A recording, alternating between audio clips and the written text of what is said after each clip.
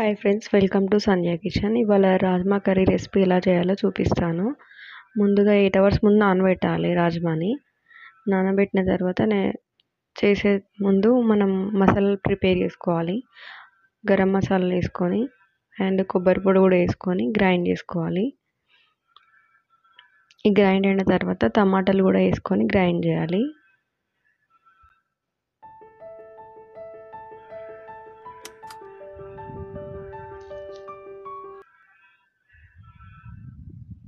ఇప్పుడు ఇది మెత్తగా గ్రైండ్ అయింది. నెక్స్ట్ మనము ఇది కర్రీని కుక్కర్లో వేసుకోవాలి. ముందుగా త్రీ స్పూన్స్ ఆయిల్ వేసుకోవాలి. జీలకర్ర ఆవాలు వేయాలి. నెక్స్ట్ సాజీరా బగారాకు వేసుకోవాలి. మసాలా ఆల్రెడీ వేసుకున్నాం కాబట్టి అవసరం లేదు. ఆనియన్స్ పచ్చిమిర్చి రెడీగా కట్ చేసి పెట్టుకున్నా, దాన్ని ఇప్పుడు అందులో వేయాలి. ముందుగా ఆనియన్స్ వేసుకోవాలి. నెక్స్ట్ పచ్చిమిర్చి, ఇది మొత్తం ఫ్రై కావాలి. ఫ్రై అయిన తర్వాత కరివేపాకు వేసుకోవాలి.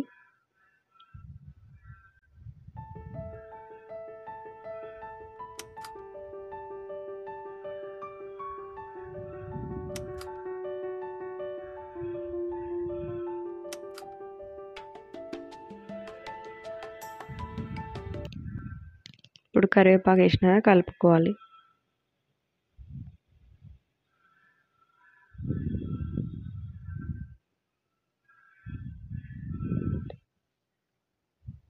పసుపు, అల్లం వెల్లిగడ్డ పేస్ట్,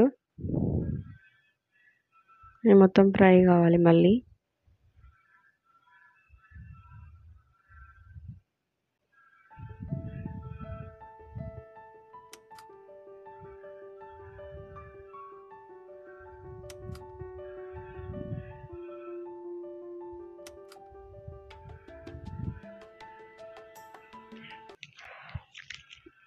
నెక్స్ట్ గ్రైండ్ చేసుకుని ఉంది కదా, అది అందులో వేసేస్తున్నాను మసాలా.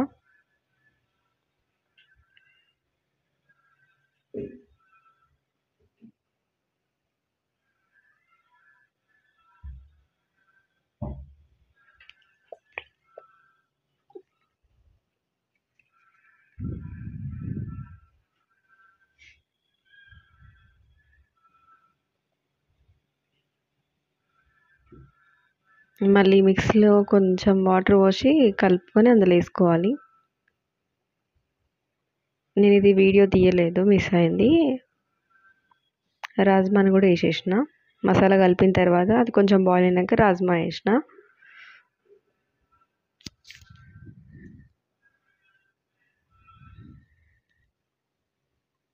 ఇది కొంచెం ఉడికింది కదా, ఇప్పుడు 2-3 గ్లాసెస్ అట్లా వాటర్ పోయాలి. 5-6 విజిల్స్ వచ్చేదాకా ఉడకబెట్టుకోవాలి. ఇది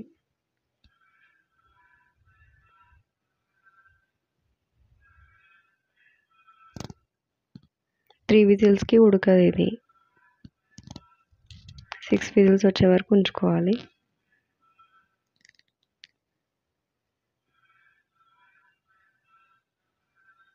ఇప్పుడు మూత పెట్టేసేయాలి. 6 విజిల్స్ వచ్చే వరకు ఉంచి తర్వాత మళ్ళీ మసాలాలు వేసుకోవాలి.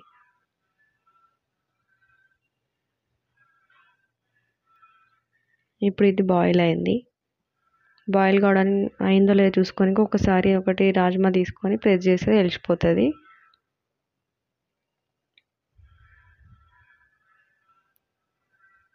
దీన్ని మనం చపాతీతో కానీ పూరితో కానీ బగారా రైస్తో కానీ తినాలి, బాగుంటుంది. దీంట్లో ప్రోటీన్ ఎక్కువ ఉంటుంది, తింటే కూడా హెల్త్కి మంచిది.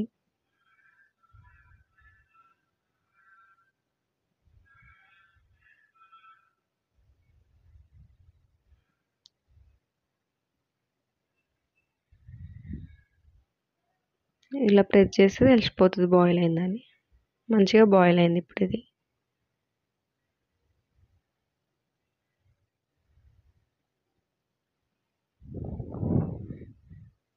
మా వీడియో నచ్చినట్టయితే నా ఛానల్ని లైక్ చేయండి, షేర్ చేయండి, సబ్స్క్రైబ్ చేయండి.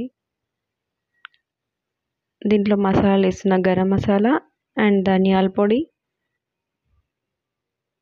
కసూరి మేతి, కొత్తిమీర. ఇప్పుడు రాజ్మా కర్రీ రెసిపీ ఇలాగే చేస్తారు. Thanks for watching.